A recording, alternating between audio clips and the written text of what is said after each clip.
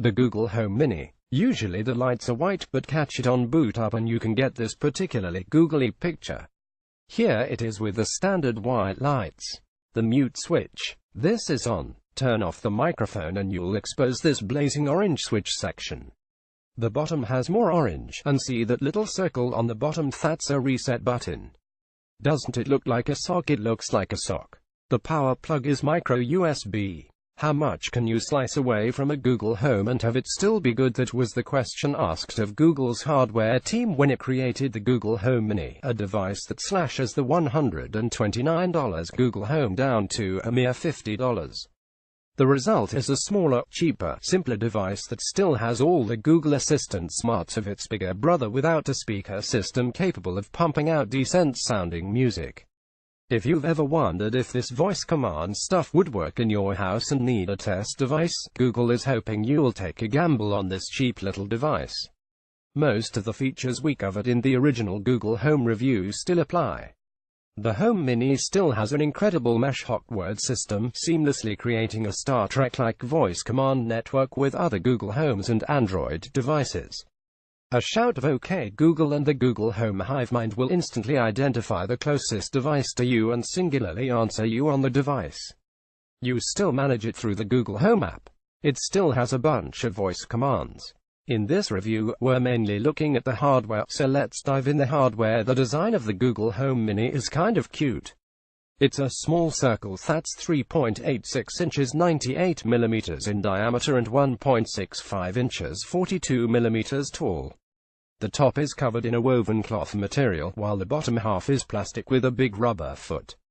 It looks like someone stuck a donut inside a sock. Since the Google Home Mini looks like a piece of laundry or a couch cushion, it blends into a home environment much easier than the white plastic obelisk that is the original Google Home.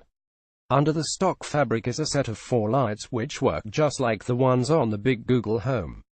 This is a step down from the Google Home's 11 lights, but hey, we're trying to cut costs here.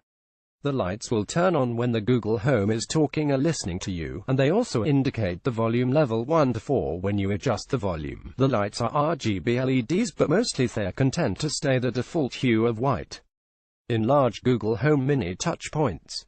The top surface is touch sensitive. Tapping on the left and right, the front is opposite the power cord, changes the volume. Tapping the center will pause or play the currently loaded music, and long pressing the center will start the listening mode as an alternative to saying OK Google. Currently, this is disabled because at least one Google Home Mini shipped with a defective touch surface which caused it to accidentally record a lot more than it should. Update. Never mind about that center touch point. Google is now officially disabling it forever. On the back of the device you'll find the power cord, along with a physical mute microphone switch that you can move left and right. Sliding the mute switch to the right will turn off the Mini's microphone, exposing a bright orange layer under the switch and turning the 4 lights orange. A physical switch is an odd choice, since you can also mute Google Home by voice. This means you can cause the switch to be out of sync with the actual mute state. Google's hardware division is all over the place when it comes to the power plugs for its devices. The Google Wi-Fi, released last year, was a welcome surprise with a USB-C port just for power. Given Google's pioneering work with USB-C in products like the Chromebook Pixel 2 and Nexus Pixel phone line, Google seemed like it was going to push this reversible plug standard to everything. The original Google Home was an outlier, with a coaxial DC power jack, but since it was developed around the same time as the Google Wi-Fi, you could assume that maybe the USB-C revolution just didn't make it in time. A year later, the new Google Home Mini is at a weird halfway point, using an old-school micro-USB port for power. What the plug is doesn't really matter, given that you probably won't ever lose the Mini's power cord and need to replace it. But it's an example of Google hardware lacking uniformity. On the bottom of the Mini, you'll find a bright orange rubber foot with a G logo stamped into it. The foot serves to firmly anchor the Mini to whatever you stick it on, but it also has a hidden little button on the bottom. If you hold it down, you'll factory reset the Mini. Google Home, now without its best feature. The other big thing to go on the Mini is the sound. When Google introduced Google Home last year, the company definitely seemed to take a minimum viable product approach to launching the device. Google Home generally felt unfinished and couldn't do many of the things that we had come to expect from Google's voice command system, but the one thing it could do well was music. Multiple Google Homes could be placed around your house and connected together, and they would accomplish the surprisingly difficult task of playing seamless music throughout your house. It seemed like good music playback was the minimum viable product for Google Home at launch, and now, a year later, Google is launching a Google Home device that isn't meant for music playback. The Mini can play back music, it just really shouldn't. The Google Home Mini only has a single 40mm driver, and while it gets fairly loud, the bass is non-existent, the highs are clipped, and it's just overall an unpleasant speaker for music. Google also describes the Mini as a 360-degree speaker, but what Google actually means is that the speaker points straight up. The point is, the Mini isn't any good at playing music. It seems tuned for voice and voice only, which is fine for hearing command affirmations and the weather report. What do you do with a Google Home that shouldn't play music, though? Should you add the Mini to the Google Home speaker group and have a low-quality speaker blaring away when you are playing music? After a few test runs, I chose to remove it from the music speaker group, because it just sounds bad. As someone who's a fan of the whole home music idea, this makes finding a place for the Google Home Mini in my house difficult. I ask myself the question, where do I want voice commands, but not music, and I can't come up with a spot that fits the description. I feel like the Home Mini is nice if you're experimenting or on a budget, but if you care about music, there's little reason to get a Mini if you can afford a full-sized Google Home.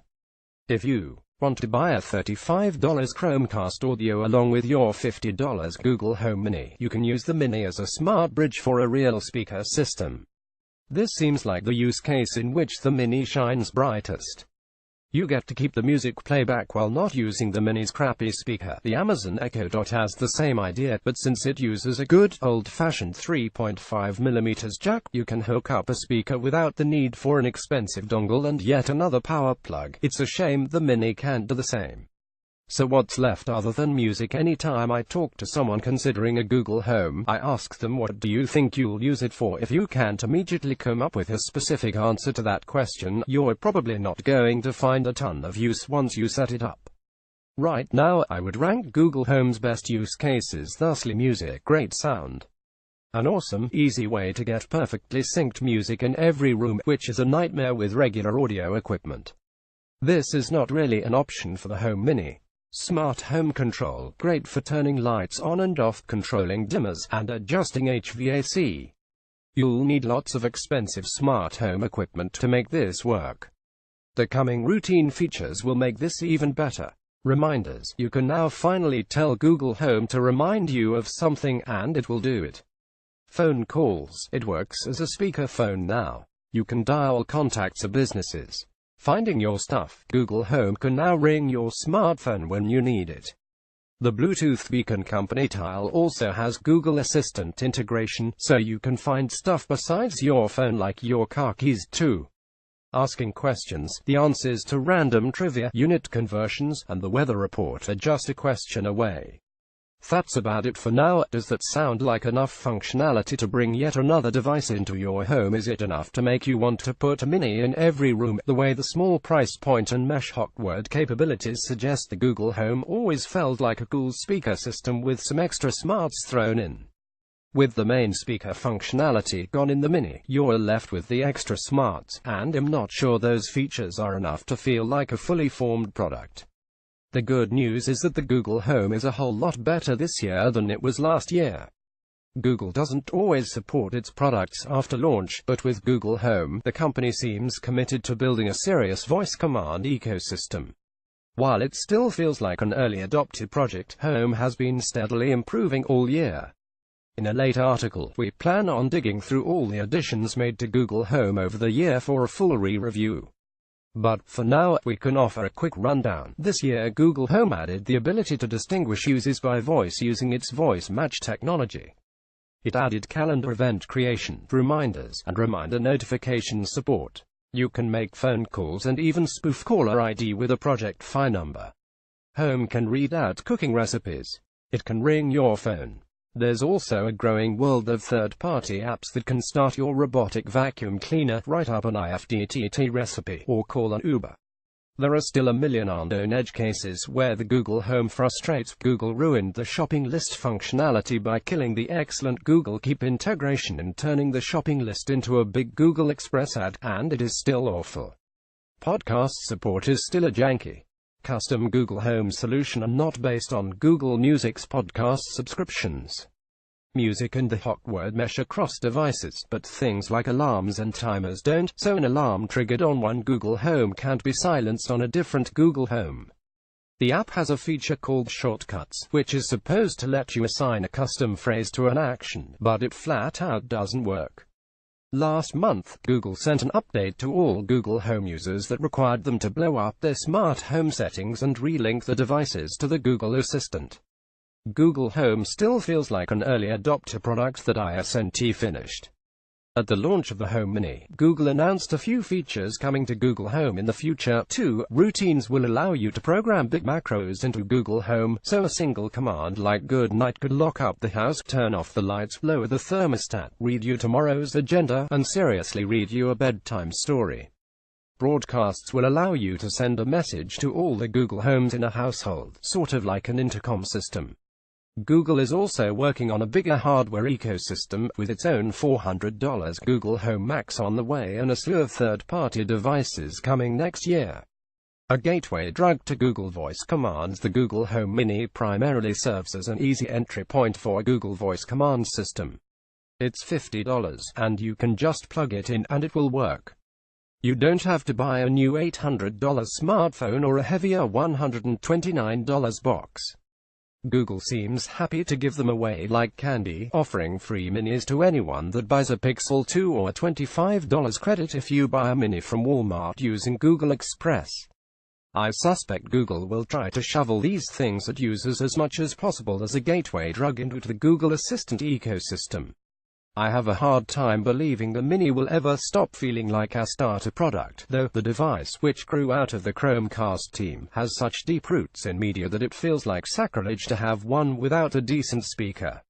I feel like the Mini is a good test device for those looking to dip their toes in the world of Google Voice command products, but if you decide you like it, eventually the Mini will be relegated to a dusty closet and replaced with a bigger Google Home, unless, of course, you also plan to buy a Chromecast audio and will use an existing speaker system. Then a Mini or 2 for your existing setup seems like a great option. A cheap gateway product into Google's voice ecosystem is important to have, and the Mini serves that purpose perfectly. I'm not sure I would ever fill a house with Minis, though. It's called a Mini for a reason. This is the small one you are not meant to use for the full Google Home experience. The good, it's cheap for $50. Newbies can easily experiment with Google's voice command system. The mostly cloth design merges easily into a home decor. It's small, you can put it anywhere, and it won't be in the way. Tethering to a Chromecast audio is nice for those with bigger speakers, but the wired option would be nice, too. Plenty of upgrades to the software were made in the past year. The bad Google Home still feels like an early adopter product. Music was the Google Home's best feature, and this doesn't really work with music. The ugly the sound the speaker pumps out.